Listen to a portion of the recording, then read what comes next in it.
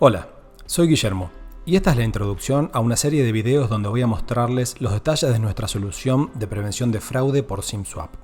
Las estafas por SIM swap son una de las más nocivas del momento, ya que múltiples servicios utilizan nuestros dispositivos móviles como elemento de verificación de seguridad, resultando bancos y crypto exchanges los objetivos más atacados. El proceso de estafa por SIM swap comienza con el estafador obteniendo datos personales de su víctima, principalmente por medio de redes sociales o phishing. Con estos datos se comunica con el operador móvil y si logra pasar las preguntas de seguridad, porta el número a su tarjeta SIM. A partir de ese momento, el estafador recibe las llamadas y SMS de su víctima, pudiendo saltar los sistemas de autenticación de doble factor que utilizan la mayoría de los servicios y en particular bancos y crypto exchanges. Ya con el control de las cuentas, los estafadores disponen de los fondos de las víctimas. Las acciones que se pueden tomar para mitigar los riesgos de estafa por SIM swap son las siguientes.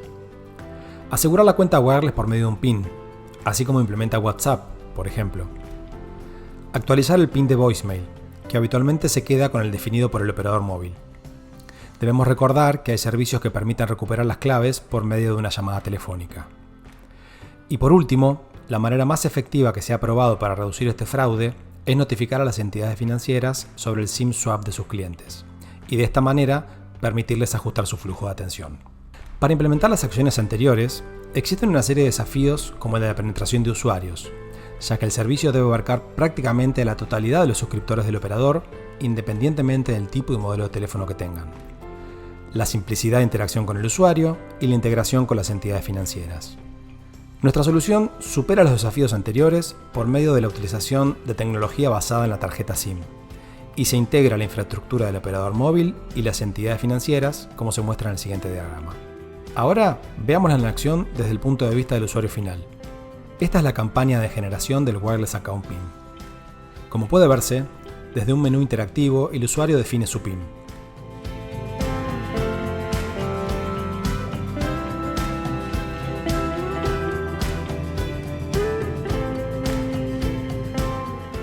Una vez que ingresó y confirmó su PIN, el operador móvil podrá decidir para qué gestiones se lo solicitará, como veremos en el ejemplo más adelante.